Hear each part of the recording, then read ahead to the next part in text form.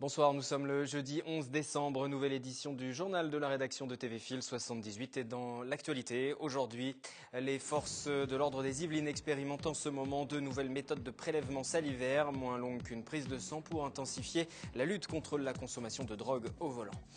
On connaissait à l'UMP la section des jeunes pop, il existe aussi depuis 2005 les jeunes actifs et ils veulent se faire entendre en cette période préélectorale. Invité tout à l'heure Jérémy Raoult, responsable départemental adjoint.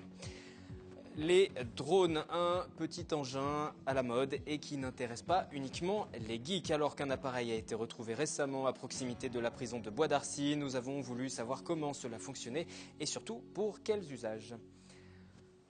En Irak, la situation pour les chrétiens ne s'arrange toujours pas. Persécutés par l'État islamique, les pratiquants sont obligés de fuir le pays. Cet après-midi, c'est une famille de 8 personnes originaires d'un village près de Mossoul qui a été accueillie par la ville de Saint-Cyr-l'École. Après un long périple en passant par la frontière turque, la famille a pu rejoindre la France et va pouvoir bénéficier d'un logement de 80 mètres carrés ainsi que de soins pour leur bébé de 2 mois et très malade. Écoutez ces réactions au micro de William L. Nous avons dû fuir par le nord et dormir à même le sol dans des bâtiments sans porte ni fenêtres. C'est une amie à ma sœur qui habite Paris qui a réussi à faire les démarches au consulat français. C'était l'enfer et aujourd'hui c'est le paradis. À Mossoul, tous les chrétiens aimeraient être à notre place. En 48 heures, la Croix-Rouge, le Secours catholique, les Restos du Cœur, on a tout mobilisé pour être capable de les accueillir. On va mobiliser les services pour que d'abord ils apprennent rapidement le français et puis qu'ils s'intègrent dans notre pays et qu'on trouve du travail à ceux qui peuvent travailler.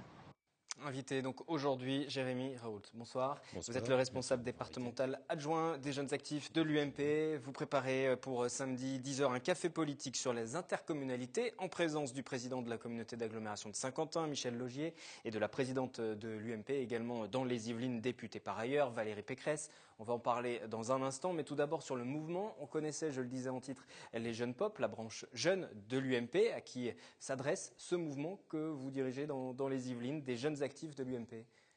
Quelle est la différence avec les jeunes pop ? Alors en fait, la section des jeunes actifs donc, a été créée en 2005 par François Guéant. À la base, c'était une association. Elle a été ensuite rattachée en 2010 sous l'impulsion de Jean-François Copé.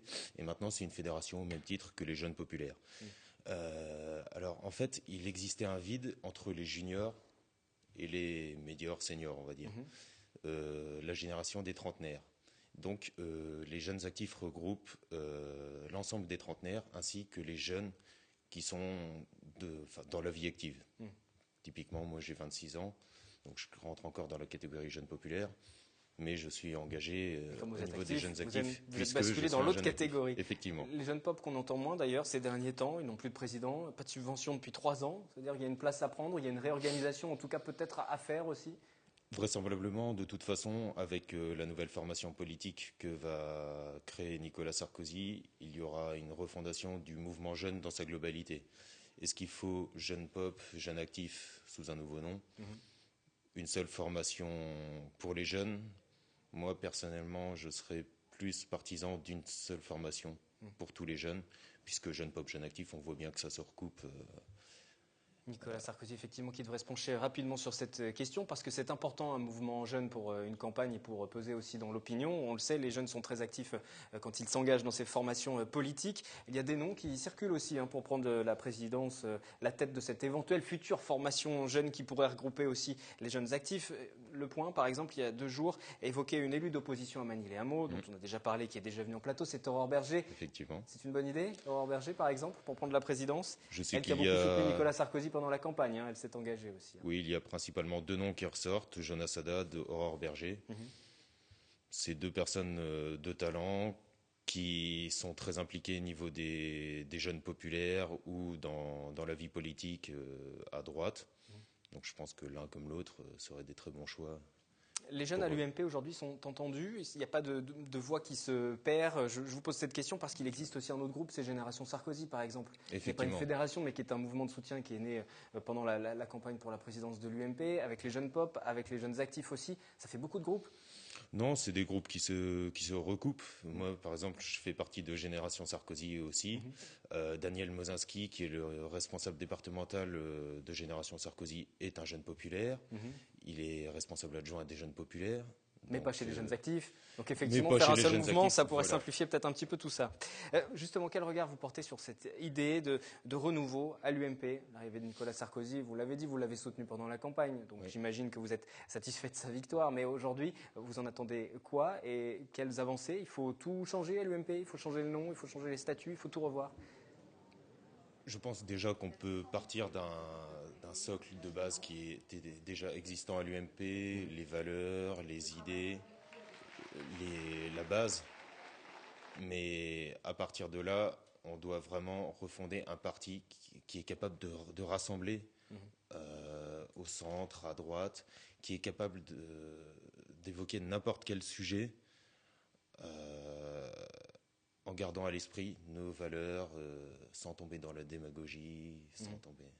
Et un mot tout de même sur les affaires en cours. On ne va pas revenir sur tout l'historique, sur tout ce qui s'est passé à l'UMP. On l'a déjà largement fait ici et dans les autres médias. Mais ce matin encore, Guillaume Pelletier, ancien vice-président de l'UMP, et le dirigeant de la société Big Malion également, Guy Alves, qui ont été placés en garde à vue jeudi donc à Nice. Les deux hommes qui sont entendus dans le cadre de l'enquête pour délit de favoritisme et prise illégale d'intérêt à la mairie de Menton. Si tout cela se termine par une condamnation, est-ce qu'il faut les exclure du parti? Est-ce qu'il va falloir faire un petit peu le ménage à l'UMP? Déjà, il me semble qu'il est sorti de garde à vue sans rien, sans aucun chef d'accusation. Deuxièmement, toute personne, oui, qui serait condamnée, personnellement, je considère qu'elle n'a pas. Il y a des enquêtes en cours. sa place. Voilà, si je vous pose ces questions, il y a beaucoup de personnes qui sont impliquées, il y a beaucoup de noms qui circulent. Oui, mais vous parlez d'unité beaucoup à l'UMP, mais est-ce qu'en coulisses, il y a une chasse aux sorcières qui s'organise? Non, actuellement non, mais typiquement, on va prendre le cas de Nicolas Sarkozy. Il est cité dans beaucoup d'enquêtes, mais aujourd'hui, combien de fois a-t-il été condamné? 0. Les enquêtes ne sont pas toutes terminées. Mais Les effectivement, il y a enquêtes des sont non-lieux pas, sur certaines sont pas terminées. affaires. Donc pour l'instant, il y a la présomption d'innocence. Moi, je crois que Nicolas Sarkozy est innocent dans ses affaires. À la justice de faire son travail. Et Là, on vous verra par évoquez la le cas suite. de Nicolas Sarkozy, mais vous qui êtes engagé auprès des jeunes sur l'UMP, quel est l'état d'esprit chez les plus jeunes? Chacun, que ce soit vous ou d'autres, ont pris des positions, ont soutenu certains candidats, en ont soutenu d'autres. Est-ce qu'aujourd'hui, maintenant que Nicolas Sarkozy est revenu, il y en a qui sont écartés? Non. Nicolas Sarkozy a vraiment la volonté de rassembler tout le monde. On le voit bien dans son nouvel organigramme. Toutes les sensibilités sont représentées. Et vous le ressentez aussi, vous, dans vos organismes locaux, dans les Yvelines, par exemple, sur les jeunes actifs? Sur les jeunes actifs, oui, l'union était déjà présente. On va parler de l'ancien.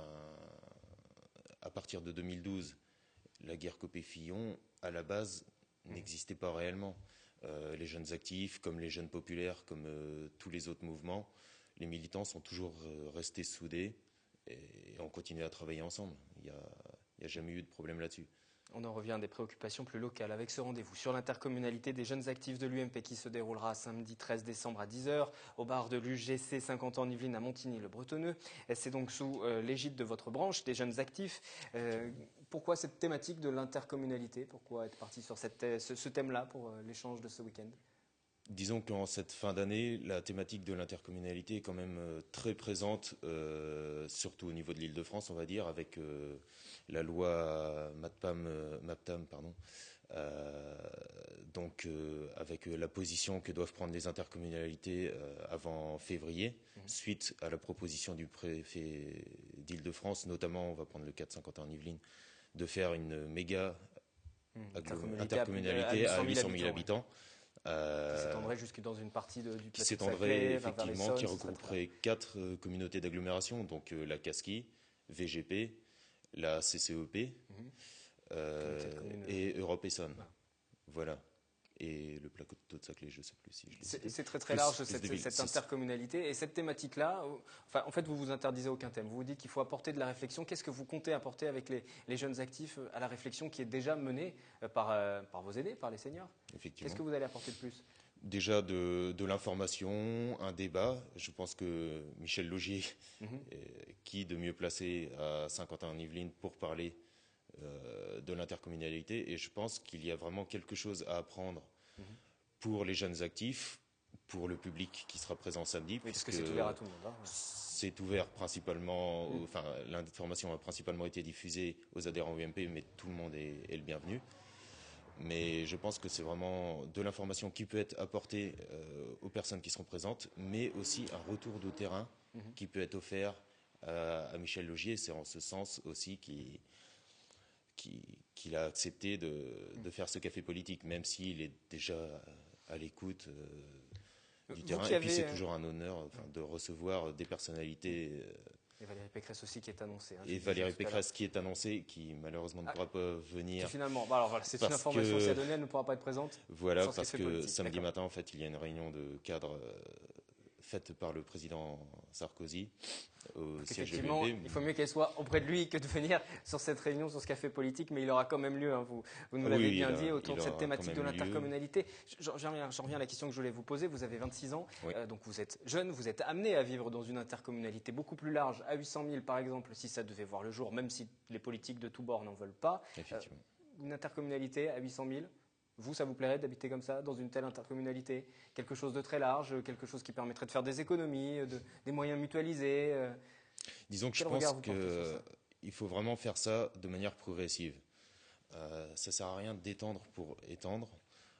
Une intercommunalité à 800 000 habitants qui s'étendrait dans les Yvelines et dans l'Essonne. On va prendre de Coignières jusqu'au bout de l'Essonne, ça ferait 1 heure de trajet. Donc pour une structure de proximité, déjà c'est un mauvais signal envoyé. Le nombre d'élus, on en serait à plus de 250 élus communautaires dignes d'un parlement. Et même en parlant des élus, on a élu des conseillers communautaires en mars. Pourquoi faire passer des projets sans passer par ces élus qui sont justement qui ont été élus par le peuple. Donc là, ils ont donné un avis. Je pense qu'il faut respecter cet avis. Et à aujourd'hui, l'un après l'autre, les communautés d'agglomération émettent un avis défavorable vis-à-vis de ce projet. Quelle que soit la couleur politique, il y a une opposition à ce projet-là. Et vous allez en parler lors du café politique de ce week-end. Vous connaissez déjà le thème du prochain rendez-vous que vous allez organiser pour les jeunes actifs? Alors j'ai un gros projet pour le mois de mai, juin, dans le cadre des 70 ans de l'armistice de la Seconde Guerre mondiale et de la construction européenne. Donc c'est en cours. Très bien. Et avant, il y aura des formations, notamment sur la prise de parole en public, sur du porte-à-porte. Il y aura pas mal d'autres événements, des débats organisés entre jeunes actifs, jeunes populaires. Et une préparation de la campagne de 2017 pour Nicolas Sarkozy. D'abord, on va commencer par les départementales, par les régionales avec Valérie Pécresse. Pour l'Île-de-France, tout à fait, voilà, qui sera candidate. Et qui sera aussi la gérante au niveau national pour l'UMP des régionales. Donc nous serons tous derrière elle, le jeune pop comme jeune actif, comme toutes les autres même s'il y a une seule et unique structure qui est amenée à voir le jour. Merci d'être venu en tout cas aujourd'hui sur ce plateau, donc en compagnie de Michel Laugier, samedi à l'UGC à Montigny-le-Bretonneux pour un échange autour de l'intercommunalité. Merci à vous. Merci à vous. Un sujet sur lequel s'affrontent en ce moment UMP et PS, justement, c'est le pass Navigo à prix unique, 70 € par mois pour tous, pour accéder au transport francilien, quelle que soit la zone. Pour Jean-Paul Huchon, l'actuel président de la région Île-de-France, cette solution est finançable et profitable aux usagers. Faux, selon son opposante et candidate, on le disait, déjà en campagne pour le prochain scrutin régional, Valérie Pécresse. Elle a signé ce matin une tribune publiée sur le Huffington Post. 38 autres parlementaires, dont Nathalie Kosciusko-Morizet ou encore François Fillon, évoquent avec elle un cadeau empoisonné et craignent des hausses d'impôts et des investissements en berne pour la région.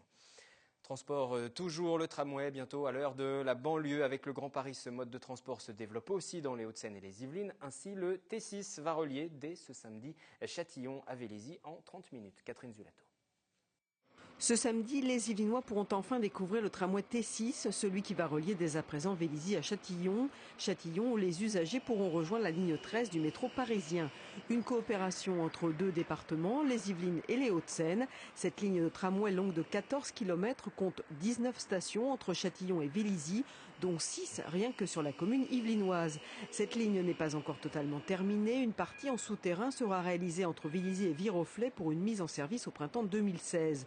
Au final, cela permettra de relier Viroflay à Châtillon en 40 minutes, 30 minutes si vous partez de Vélizy avec des fréquences de 4 à 7 minutes. Ce samedi donc, place au lancement officiel. L'inauguration se fera en fin de matinée. Des animations auront lieu de 14h à 18h à l'arrêt Wagner au terminus de la ligne.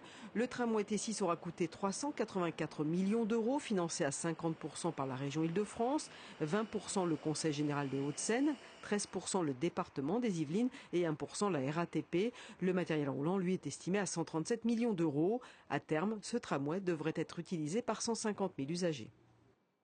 Et à noter que le STIF en charge des transports prévoit aussi tout d'abord la mise en place dans les 2 ans de 127 bus hybrides afin de lutter contre la pollution liée aux véhicules diesel et puis le renforcement de 37 lignes d'ici la fin 2015. On peut citer la ligne R par exemple qui relie Versailles Gare des Chantiers à Versailles Université avec un renfort le samedi entre 6h30 et 21h40. Un bus va circuler toutes les 20 minutes depuis le début de l'année 2013. Le STIF qui s'occupe des transports en commun en Ile-de-France annonce avoir amélioré près de 500 lignes de bus dans l'ensemble de la région. Depuis le 1er décembre, le département des Yvelines fait partie des 10 départements français à expérimenter les tests salivaires dans le cadre de recherche de stupéfiants. Des tests qui pourraient remplacer à terme les prises de sang, une méthode plus rapide et surtout moins coûteuse. En 2013, en France, 4% des accidents mortels de la route étaient causés par la conduite sous l'emprise de stupéfiants. Ce mercredi soir au Mureau, ces gendarmes postés sur le bord de la route font passer des tests salivaires dans le cadre de recherche de produits stupéfiants. Ce conducteur est négatif, il n'est pas convaincu par l'utilité de ce test. Je pense que quelqu'un qui n'a pas l'habitude de fumer, qui fume pour la première fois, je pense qu'il y a du grand danger parce que ça fait beaucoup d'effets. Et encore une fois, les gens qui fument depuis pas mal d'années, c'est pas un ou deux joints qui vont les mettre dans des états à plus savoir ce qu'ils font au volant. Et pourtant, les chiffres sont là. 4% des accidents mortels de la route en 2013 étaient causés par la conduite sous l'emprise de stupéfiants. Tous les gens ne se rendent pas compte du fait que consommer des produits stupéfiants implique derrière des réactions neurologiques qui ne sont pas celles lorsque l'on est dans un état normal. C'est comme l'alcool en fait. Il faut plusieurs générations pour faire comprendre que la consommation d'alcool, tout comme la consommation de produits stupéfiants, ne permet pas après d'avoir des réflexes dits normaux lorsque l'on conduit.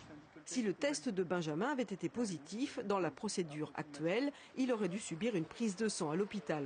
Depuis le 1er décembre, cette prise de sang est remplacée dans les Yvelines par un second test salivaire dit de confirmation et les résultats tombent en moins de 10 minutes. Ça évite donc d'avoir à faire cette prise de sang, qu'il faut bien sûr confronter avec les résultats. Et donc c'est un confort pour la personne en infraction. C'est aussi, un confort pour les enquêteurs. C'est-à-dire qu'on a aussi un délai plus rapide et plus facile, puisqu'habituellement, si vous voulez, il y a la prise de sang qui est faite, qui nécessite soit de transporter l'individu à l'hôpital, et ensuite de faire les analyses le plus rapidement possible. Les fonctionnaires de police pourront eux-mêmes pratiquer ce prélèvement salivaire sur le point de contrôle ou dans un local de police ou de gendarmerie sans avoir à passer par la réquisition d'un médecin en milieu hospitalier. Les Yvelines sont l'un des 10 départements choisis en France pour expérimenter ce deuxième test salivaire de confirmation. Si l'expérimentation aboutit positivement, les tests de confirmation pourront être étendus à toute la France dès juin 2015. En 2014, dans la zone police, Yvelines en a recensé 25 tués sur les routes. 2 personnes ont directement été victimes de conducteurs qui étaient sous l'emprise de stupéfiants.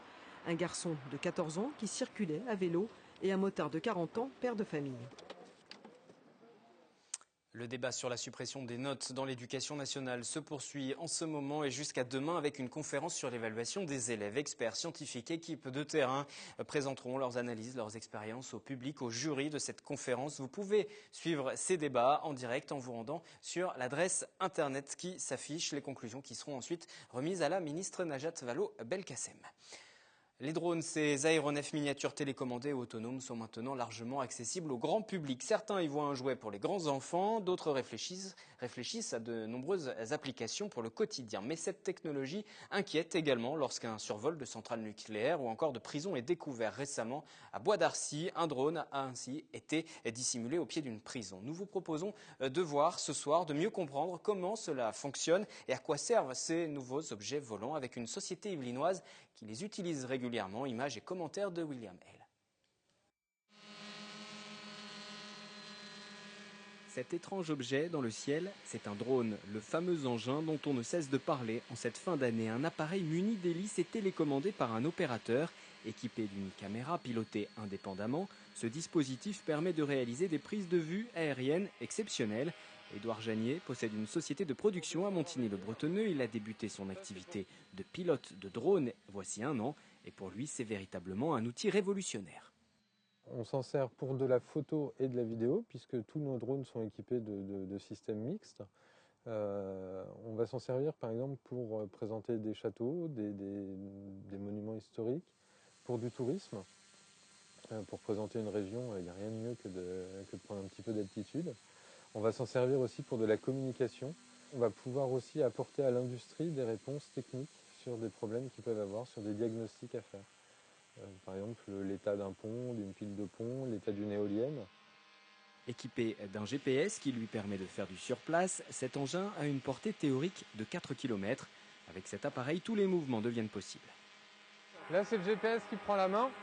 Donc on voit, il ne bouge quasiment pas. En fait, il se resserre en permanence sur son point de départ. Donc il sait exactement où il est. Ensuite, je vais avoir la manette des gaz, la rotation sur lui-même. Donc là, on le voit, il tourne dans un sens ou dans l'autre. Et ensuite ici, je vais faire gauche-droite et en arrière, en avant. Donc en fait, on va piloter sur 8 axes. Le prix moyen d'une journée de tournage s'élève à 2 000 €, un tarif beaucoup plus accessible qu'une prise de vue avec un hélicoptère. Seulement voilà, le problème c'est l'autonomie. Pour voler, le drone a besoin de batteries qui ne permettent pas de réaliser des vols de longue durée. En théorie, sur le papier, il a 8 à 9 minutes.